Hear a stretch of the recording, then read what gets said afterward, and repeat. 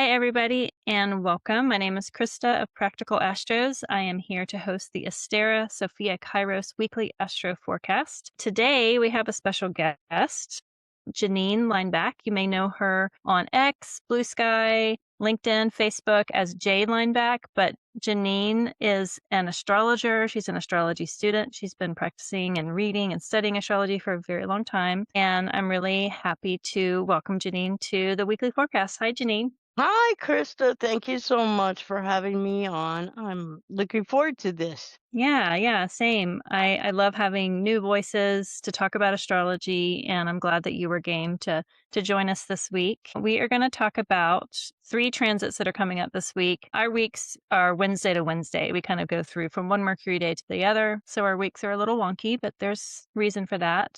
We're going to go through these 3 that are happening within this Wednesday to Wednesday week, which is the Sun going into Pisces on the 18th of February. Then Saturn, Neptune conjoining on the 20th of February, and then Venus trine Jupiter on the 22nd of February. I sent you these transits and dates before. Are there any that really stand out between these 3? Are there ones that are more exciting to you, Jeanine, or Yeah, for yeah? sure. Tell me about it. So when I got these 3, the first thing I visualized just right off the bat was the sun ingressing into Pisces from Aquarius. And in Aquarius, we had the sun really shining the light on the community and humanity and this big group. And when I visualized it ingressing into Pisces, it was like, I don't know if you remember those old films where they would show a cobblestone street with old gas lamps. And the gas lamps lit up the street, but only to the point where you could see right in front of your feet. So it was a lot of light and shadow. Yeah. And to me, the sun going into Pisces, it's like we're kind of going inward, but yet we know there's all this stuff going on in the bigger spiritual human world as well. So both in our inner spiritual world, but also in the outer spiritual world.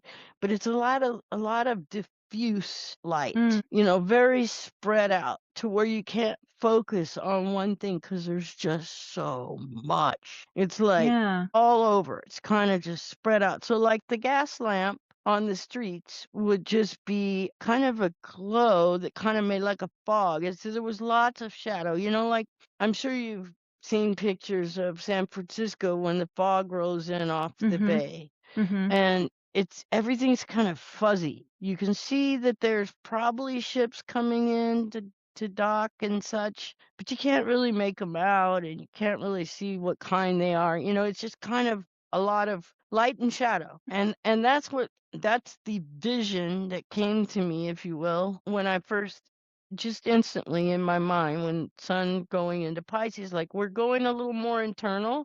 And yet we know that there's all this stuff going on around us. And spiritually, it's like we can feel it.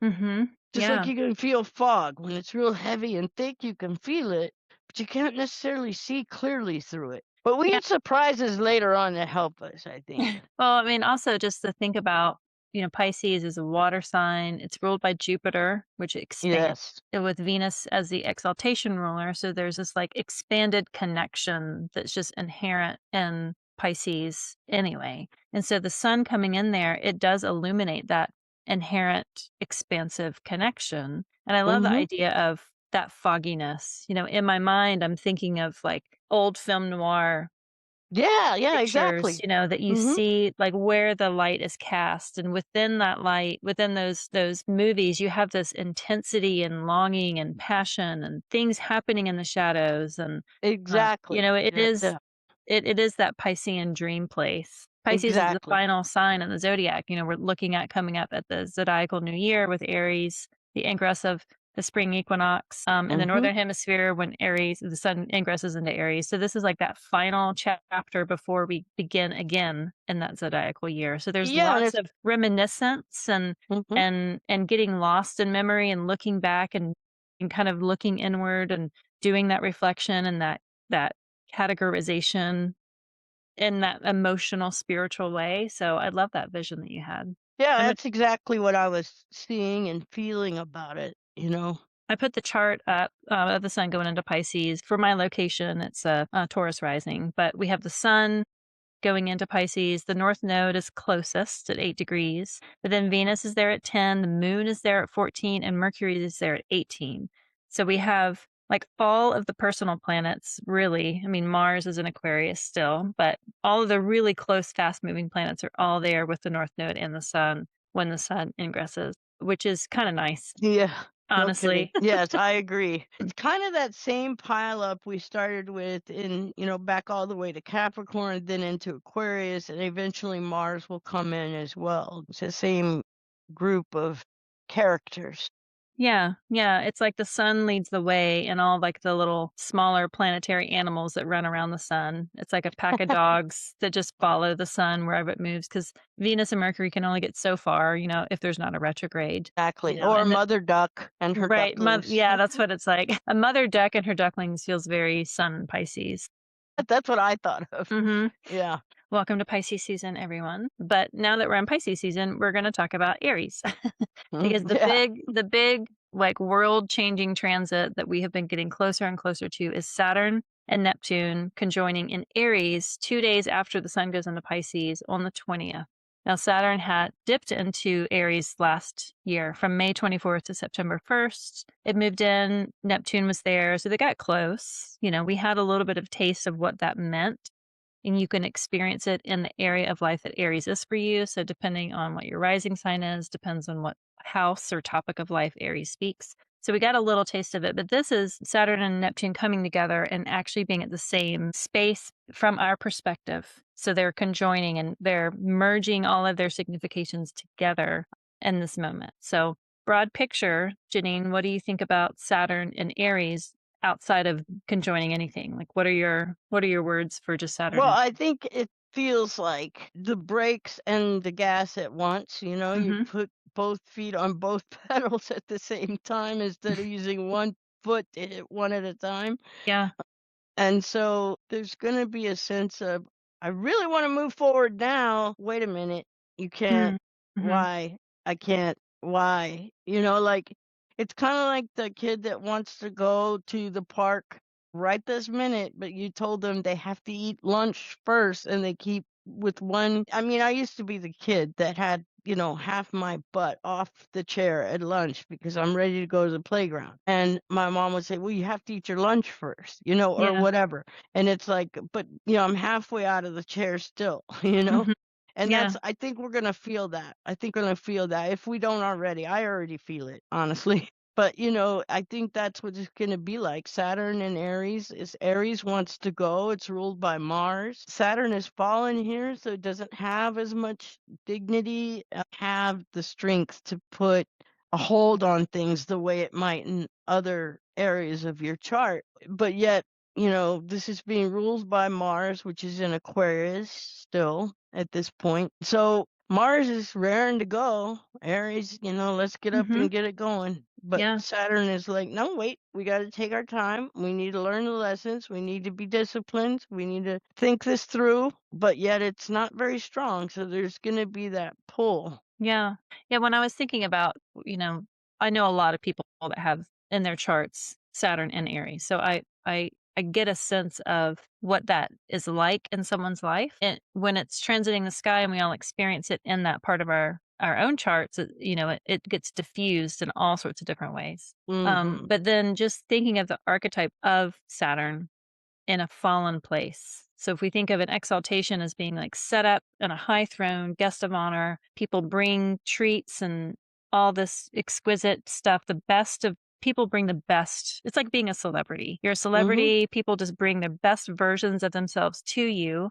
And it may not be what you would choose on your own, but it's freely given to you with like adoration. And that in itself, it can be kind of stifling of like, I just want to make my own choice. That's a planet in its own home, its own domicile, gets to just make its own choice. Hmm. Planet Exalted kind of gets things just given to it with ease. And so a planet that is opposite that is like, it has fallen from that graceful throne. It is in a place of, I'm on my own. And if anything, an Aries placement can often feel like you're on your own, that you need to adventure off Mhm. and to discover new things because you're not satisfied with what is there, that you like that challenge, you like that dare, you like that feeling of I already feel like I'm an outsider because I like being on the edge of things. I like seeing the frontier. And so Saturn, which is a planet of mastery and it embraces the lengths of time it takes to become a master of anything, when it's fallen in Aries, this driven, often impulsive place of Aries, it is conflicting. And before we started recording, we were talking about this feeling of like glitchiness and disruption Mhm. and not really sure, like things don't quite feel aligned. And it's almost like we're embodying this odd placement of a fallen Saturn. But the visual I Yeah, got from it exactly. the visual I got from it was imagine any sort of zombie movie. At the beginning of a zombie movie or a zombie TV show, you have a character that might have a lot of talent that has led up to that point where they were like a police officer, ex military, whatever it is. Like they have a history of skill behind them. And that's coming in handy in this moment. But this moment, all bets are off. You don't know what's going on with the whole world or outside of your normal world. And you are maybe outside of where you are familiar with, right? Most zombie movies or TV Mhm. shows, you're like having to go places that you were unfamiliar with the terrain, where things are, if supplies are available, if there's ammunition, if there's safe harbor, if the people around you are allies or enemies. You have to figure it all out on your own. And that's how a Saturn and Aries feels. It's like you may have a lot of skill, but in this moment, you have to like reinvent everything and you have to do it quickly. So it's like you're pulling on your own resources of skill, but you have to figure that out quickly. And with that quickness comes a lot of mistakes. And so I feel like Exactly. these early stage of Saturn and Aries. And maybe it was what we kind of started to figure out and fumble around back in May to September last year is that we made those early mistakes. Maybe this time we'll have a little bit better footing and then we can go forward. But then here's the monkey wrench is that it's with Neptune. So now we come to Saturn Neptune together. What's your take on Saturn with Well, Neptune now? so now Saturn's got Neptune and they're merging, and Neptune is the dissolver, dissolves the boundaries, the structures, and you can work with Saturn in such a way to allow your intuition to speak, can also guide you. So there's a way that Neptune provides an empathy, an intuition, an intuitive feel for Saturn. If Saturn can say, okay, I'm going to go with the flow a little bit. I'm going to let go Yeah. of some of the control and not have Saturn be your controlling power and allow that Neptune to give you some intuition and provide you some guidance. There's a way that the two can merge that it can help Saturn loosen up a bit, to be Yeah. honest, and maybe relax enough to feel its way through the beginning stages of this Aries, area where it's not so comfortable. It's striking that they're coming together at the 0 degree, which is called Yeah, the that Aries is point. crazy. It's So it, crazy. it does feel like, if Saturn is the limit and we find our limitations, like when you're like say your butt's half off the chair as you finish lunch and you run out to the Yeah. playground, you go out to the playground and if you want to start playing a certain game, a lot of times, if you're a kid with a stick and you like to get dirty like I did, you Oh, would kind yeah. of draw a big line like this is where the game's going to be. And Uh-huh. it's like creating that parameter, like this is what we're going to do. It's the setting out of Mhm. rules. Mhm. And then within that, then we can get that adventurous Neptunian action going where maybe it is a little bit more it's softer, not in texture, but just in action in Aries. It's like the ways that we Yes. connect, it will be diffused. It will be kind of broken in a really beautiful way as opposed to just a jolted, ripped up kind of way. When I was Well, looking at these together, it's like when you go running and you have that tiny little microfractures when you run and your bones have these tiny little fractures that happen and your body fills it up with more calcium to fortify the bone. So it's like you need that diffusion and that fracturing a little bit so that you can mhm. actually become a stronger Saturnian skeletal structure. Does like we need that for the mastery Right. of Saturn, but in the immediate time, it's just it might be hard to identify because Neptune is involved. Neptune just clouds in Mhm. in the moment. On reflection, you can often see it better, In a way, it's almost like Neptune is bringing in a little bit of that fog from what's left over in Pisces that it Mm, brought over with it, and it's clouding the skies a little. But at the same time, Neptune is so empathic, or can provide some intuitive and empathic knowledge for Saturn to rely on if they can work together, But I think your point about the fractures, if you think of the 0 point as an ending and a beginning, it's like, okay, you're starting brand new. I mean, the 0 point of Aries is like the beginning. Oftentimes we put Aries in the first house, right? And mm, we start the chart that way, even though the theme of Mundi starts with Cancer. Cancer, yeah. Just a generic chart often will start with the 0 point of Aries. And it's like a springboard, but none of us knows what we're springing into. And so we almost have to trust that Neptunian piece to guide us. And Saturn's not so fine with that. But yeah, it's not empowered here. So it's got to rely on some other skills, some other helpers, some other ways of doing things. Yeah. I think what you can do is first identify what house Aries is for you, and then look at the topics of that house. So, like if you're Aries rising, it's going to be more focused just on you. And think of your Mm-hmm. limitations, think of boundary lines, think of like Mm-hmm. territory, like annex that house to be like a separate thing. For Capricorn risings, it's your fourth. For Libra risings, it's your seventh. For Cancer risings, it's your 10th. Like from there, you can find your rising sign, what house is Aries for you, and work Mhm. during this transit, because we're going to have this for about another 2-ish years. It's going to be 2028 when Saturn moves into Taurus. And so creating a limit, creating either a time limit, a bandwidth limit of financial obligation, a limit of whatever, like find what the limitation is for you and know that those boundaries are going to be tested, especially with Neptune there to like try to dissolve it away. But a good thing of like creating the boundary line of I'm going to spend an effort of creating a boundary, which then will inadvertently build some sort of structure, either a discipline of a schedule. I mean, Saturn loves time. Saturn is all about time and Yep. death. Mhm. Yep. And, I'm not a big fan of Saturn actually helping us build structure, but Saturn first starts that structure with drawing a line in the sand of like, this is where the game is going to be played. And if you try to build some sort of systems of accountability, self-accountability, especially, Yeah, uh, discipline and accountability. I think yeah, in that area of life, then you can survive that disillusion that Neptune will continue to try to make. Like it's just like fortify the fences in that house. and have empathy, I think, is an important piece, because Mm, Neptune provides the ability to have the empathy and say, okay, the line wasn't held perfectly here, but yeah, we're going to start over. we're gonna try again. Yeah. Yeah, just keep doing it. Just keep allowing Neptune to say, "Okay, I dissolved you a little bit, Saturn, whatever." Like they're little characters in a movie Mm-hmm. here, and you go back behind the line and you pick up your discipline again.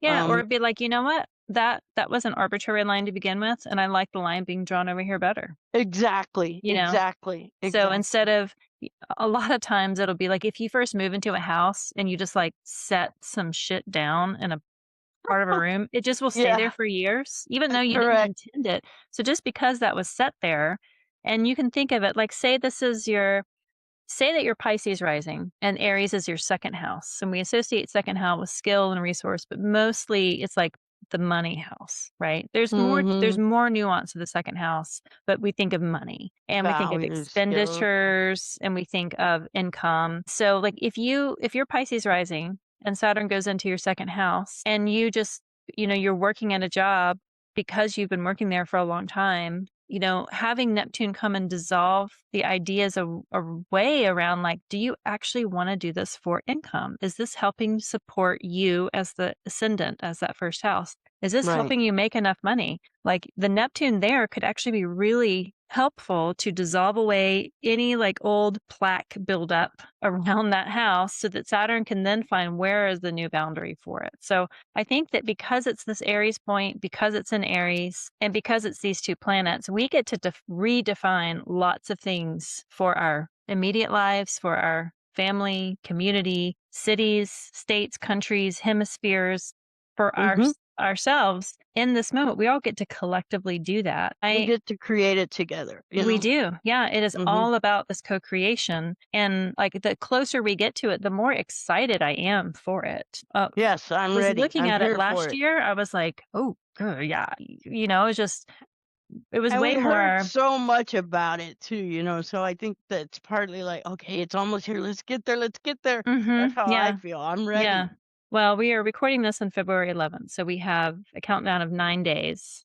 So I think we're going to move on to the next transit. But comment on the video if you have anything in Aries or what house Aries is for you and what you're looking forward to, or if you have any like memory of that house of Aries for you, if anything started to change or dissolve or, be reformed back in that transit from 24th of May last year to September 1st. So it would be the all of summertime last year. What was changing or starting to kind of be disrupted a little bit in your Aries house? But then the final one that we're going to talk about is Venus trining Jupiter. So Venus is exalted in Pisces, Jupiter is exalted in Cancer, and the two of them are going to trine. Back in August last year, we as a group talked about the conjunction. It happened on August 12th. This was the same day that there was some other stuff going on. So it was like, it was a complicated day.